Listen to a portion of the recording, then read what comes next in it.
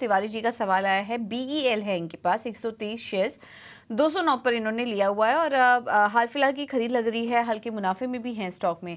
अंशुल जी, BEL को hold करें और तेजी के लिए? देखिए, बीईएल में बहुत बेहतरीन चार्ट स्ट्रक्चर बना हुआ है। मंथली चार्ट पे फिफ्थ मंथ ऑफ अपमूव है, वीकली पे भी कंसोलिडेशन से ब्रेकआउट देने की कोशिश कर रहा है। इसमें एक ब्रेकआउट की फ्रेश ब्रेकआउट की डेली चार्ट पे जरूरत है 238 के ऊपर। तो जैसे ही स्टॉक 238 के ऊपर निकलता है, 245 से लेके 275 तक का टारगेट ओपन अप होता हुआ दिखेगा। बिल्कुल इस स्टॉक को होल्ड करना चाहिए और अगर चाहें तो 237 238 के ब्रेकआउट पे और ऐड कर सकते हैं। बहुत हाई लाइकली है कि ये 275 तक जाएगा। तो ये नजरिया अब फिलहाल बीईएल पर आता हुआ। चलिए कुछ और सवालों को यूट्यूब पर लाइव जो हमारे दर्शक कमेंट करके पूछ रहे हैं उन्हें शामिल कर लेते हैं।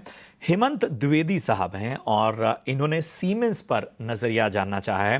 हालांकि उन्होंने कोई लेवल सामने नहीं रखे हैं, बस वो जानना चाहते हैं कि क्या सीमेंस में बने रहना चाहिए या फिलहाल जो है वहां पर बिकवाली की सलाह होनी चाहिए।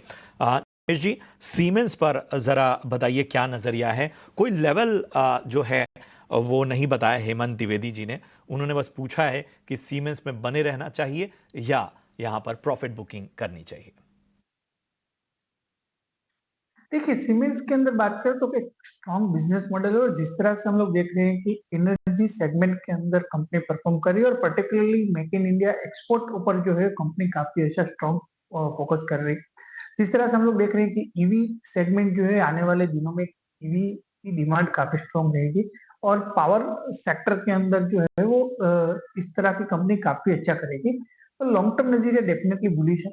शॉर्ट टर्म के अंदर स्टॉक के अंदर काफी रनअप आ गया है। तो मेरा मानना है कि अगर शॉर्ट टर्म के अंदर अगर आपको बाई करने के प्लानिंग कर रहे हैं तो यहाँ से थोड़ा साइडवे मूवमेंट रह सकता है आने वाले 3 से 6 महीने में। बट ऑल ओवर अगर बात करें लॉन्ग टर्म व्यू से, तो लॉन्ग टर्म व्यू से व्यू नजरिया जो है बुलिश है और बाय ऑन डिप्स की स्ट्रेटेजी आप अपना सकते हैं अगर आपने नहीं लिया है तो। और अगर आपके पास लोअर लेवल से पड़ा है, आप डेफिनेटली लॉन्ग टर्म के लिए होल्ड कर सकते हैं। ठीक है, तो लॉन्ग टर्म पोर्टफोलियो में रखने लायक स्टॉक है ये, सीमेंस को होल्ड करने की सलाह के लिए। अगला सवाल हमें व्हाट्सएप पर ही आया है सौरभ जी का। रिलायंस है इनके पास 50 शेयर्स 2790 पर इन्होंने लिया हुआ है और मुनाफे में ही है ये। हालांकि थोड़ा ऊपरी लेवल पर ले लिया लेकिन अभी भी मुनाफा ही हो रहा है इनको। अब वैसे आज हम देख रहे हैं कि नतीजों के बाद स्टॉक में ज़्यादा कुछ एक्शन दिखा नहीं।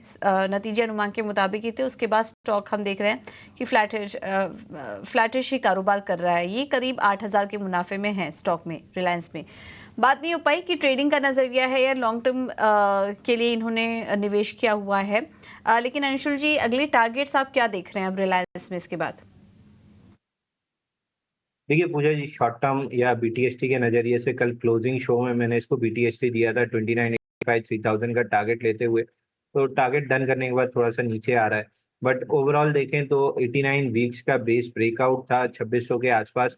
3200 का टारगेट है और डेली चार्ट पे एक बढ़िया cup and handle pattern almost complete हो रहा है। तो यहाँ से बस स्टॉक को 3000 रुपये निकालने की जरूरत है। जैसे ही स्टॉक 3000 निकालता है, इसमें ना सिर्फ 3200 का टारगेट टेस्ट होगा बल्कि उस लेवल को एक्सीड करेगा। मैं कहूंगा थोड़ा सा और समय दीजिए, 2 महीने की कंसोलिडेशन कंप्लीट हो चुकी है और प्रोबेबली एक वीक और समय ले सकता है, बट इवेंचुअली ये 3000 रुपये का ब्रेकआउट देके 3200 रुपये तक बहुत आराम से टेस्ट करेगा। और स्टैंडर्ड डिस्क्लेमर दे दूं कि मेरे फैमिली पोर्टफोलियो में स्टॉक लॉन्ग है और 3200 के प्रोस्पेक्टिव से लॉन्ग है। तो इस स्टॉक को 3200 तक के लिए प्ले करना चाहिए, होल्ड कर सकते हैं। ओके, तो होल्ड करिए। अगले टारगेट्स 3200 के दिखाई दे रहे हैं। थोड़ा मीडियम से लॉन्ग टर्म का व्यू यहाँ पर शेयर किया गया और रिलायंस में होल्ड करने में कोई दिक्कत नहीं। अगर आप होल्ड करते हैं, आप मुनाफे में हैं, आगे को और मुनाफा ये कमा के दे सकता है रिलायंस का स्टॉक।